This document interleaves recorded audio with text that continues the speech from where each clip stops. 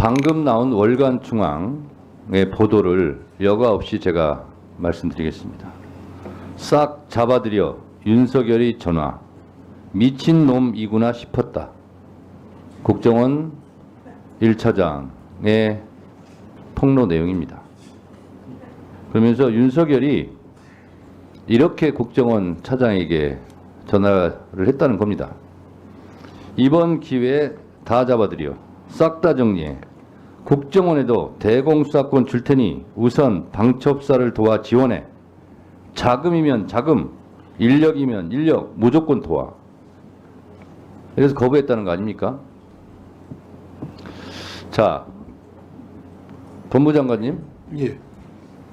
이것이 사실이면 국정원에게 대공수사권을 부여하고 말고는 국회 소관 사항이죠.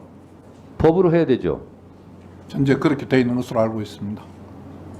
대통령이 절대 왕정 시대의 왕입니까? 입법, 행정, 사법을 자기 마음대로 다 휘두를 수 있습니까? 무슨 재주로 국회 권한을 로 되어 있는 법 개정까지 본인이 이렇게 다 주겠다고 합니까? 이게 적어도 월권이죠. 법을 개정한 후에 해야 할 일이라고 생각합니다. 그렇습니다. 아니 대통령으로부터 임명받은 국정원 제1차장도 윤석열 대통령에 대해서 미친놈이라고 지금 표현하고 있어요. 근데 국정원 차장만 이렇게 생각하느냐? 아마 상식적인 생각을 갖고 있는 국민 대부분이 다 이런 생각이에요, 지금. 이게 정상이냐? 미치지 않고서야 어떻게 이런 일을 저지를 수가 있느냐? 이렇게 생각하는 것이 대처적인 국민들의 정서일 것이다, 이렇게 생각합니다. 제 얘기를 조금 드리겠습니다. 저는 텔레비전을 보고 있다가 갑자기 화면이 바뀌면서 윤석열 대통령의 무도한 반국가 세력이라느니 무슨 소굴이라니 이런 말을 들으면서도 왜 그러지 믿지 않았어요. 비상계엄을 선포한다는 얘기를 듣고 솔직히 살 떨렸습니다. 이재명 대표에게 바로 전화했어요. 집에서 나오셔야 된다고, 피신해야 된다고. 그때 이재명 대표의 첫 반응이 이거였어요. 아, 그거 딥페이크 아니에요? 이거였어요. 아, 설마 그럴 리가 있겠어요? 그래서 제가 그랬어요. 실제 상황입니다. 빨리 집을 나와서 피신해야 됩니다. 그리고 저도 수행비서에게 바로 전화해서 집으로 바로 오라고 했어요. 그리고 곧바로 집을 빠져나와서 국회 담장을 제가 넘었습니다. 국회를 360도 빙빙 돌았는데 출입문을 다 봉쇄했어요. 그럼에도 불구하고 일단 본회의장을 가야 된다. 빨리 이것을 해제 의결을 해야 된다. 그래서 국회 후문 쪽 운동장 담을 제가 뛰어넘었습니다. 수행비서도 나중에 들었는데 뛰어넘으려고 했는데 경찰이 막았대요.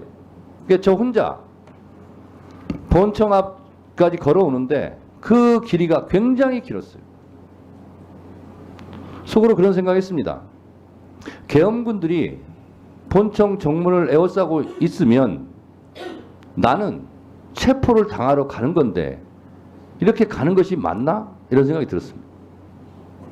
그렇지만 본청을 향해서 갈 수밖에 없었어요. 제가 비록 잡혀갈지라도 가야 된다고 생각했어요. 많은 국회의원들이 그런 두려움과 분노, 치떨림을 안고 본청을 향했습니다. 저는 88년 안기부에 연행돼서 4시간 동안 을지로 이름도 알지 못한 호텔방에서 수도물이 콸콸 틀어진 물고문의 위협 상태에서 4시간 동안 팬티바람으로 수건으로 눈을 가린 채 4시간 동안 고문 폭행을 당했습니다. 그때 생각이 막 나더라고요. 그렇지만 본청으로 갈 수밖에 없었습니다. 비록 잡히더라도 가야 되겠다. 많은 국회의원들이 이렇게 생각했습니다. 저희 국회의원들 지금 오늘 증언을 보더라도 다 잡혀갈 뻔했어요. 특히 저는 체포 대상에도 포함이 되어 있네요. 잡혀가면 무작정 때렸을 거예요. 무작정 폭행했을 거예요. 왜? 기를 죽이려고. 속성이 그렇게 되어 있습니다. 이재명 대표도 저도 우원식 의장도 가자마자 아마 집단 폭행을 당했을 겁니다. 기를 죽이려고 그렇게 해요. 자, 국회의원들 그런 공포감이 있었지만 다 본청으로 돌아왔습니다. 저희 다 잡혀갈 뻔했어요. 그렇지만 역시 위대한 국민들, 시민들이 계엄군을 막아서서 시간을 확보할 수 있었고 비상계엄 해제 요구안을 의결할 수 있었습니다.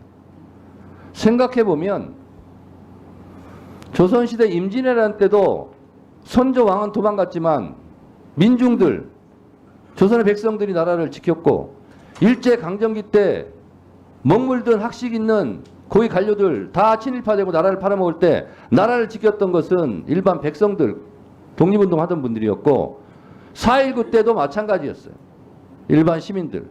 광주 5.18 때도 전두환, 노태우 군부 일당들이 광주를 학살할 때도 광주를 지켰던 것도 일반 국민 시민들이었고 6월 항쟁 때도 호원철폐 독재타도 이 나라를 구한 것이 일반 국민 시민들이었고 이번 12.3 비상계엄 내란 사태 때도 결국은 국회의원들이 의결할 수 있도록 도와줬던 것은 일반 시민들 국민들이었어요.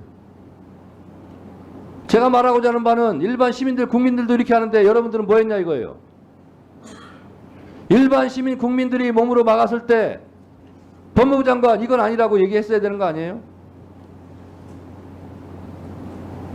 대법관을 하고 있는 법원 행정처장 이거는 위헌이라고 즉각 발표했어야 되는 거 아니에요? 그 말하기 좋아하는 헌법재판관들 다 뭐하고 있었어요? 헌법재판소에서 재판관들이 이거는 위헌이다. 즉시 중지해라. 이렇게 성명 한 줄이라도 빨리 냈어야 되는 거 아니에요?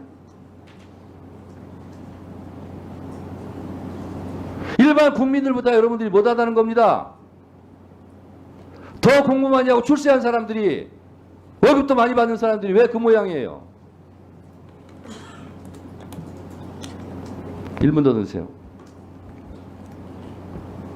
오늘 제가 화가 나는 것은 진정으로 반성하고 있냐 이거예요.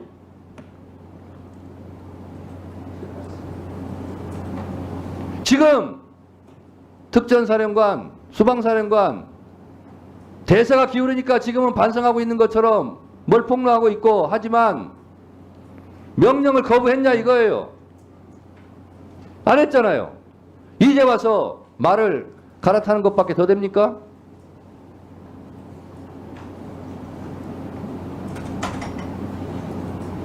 국방부 차관도 이제 와서 대세가 기우니까 이런 조치들 하는 거 아니에요. 검찰 이러니까 무슨 특수본 꾸린다 뭐한다 하는 척 하는 거 아니에요.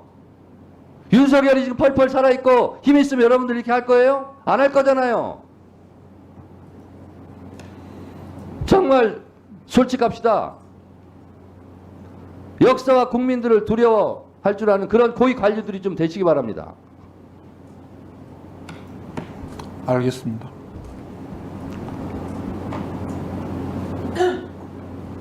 한 말씩 하세요. 법무장관 예. 한 말씀 하세요. 위원장님 말씀 잘 듣고 저희들이 뭐 제가 공직을 얼마나 더 앞으로 할지 모르겠습니다만 염두에 두고 잘 하도록 하겠습니다. 법원 행정처장도 한 말씀 하세요. 예, 일반 국민들의 높은 시민의식에 다시 한번 경의를 표하고 저 자신부터 제자리에서 국민의 기본권 보장의 최고로서의 어떤 사업부 위상을 강화하기 위해서 노력하겠습니다. 진짜 국민들에게 감사하시기 바랍니다. 국민들 아니었으면 큰일 날 뻔했어요. 헌법재판소도 한 말씀 하세요. 그 상황의 지금 심각성과 지금 이 일이 벌어진 것에 대해서 굉장히 좀 참담한 심정을 가지고 있습니다. 그 앞으로라도 그 진행되고 있는 헌법재판소 권한 사항에 대해서 최선을 다해서 노력하겠습니다. 법제처장님도 한 말씀 하세요.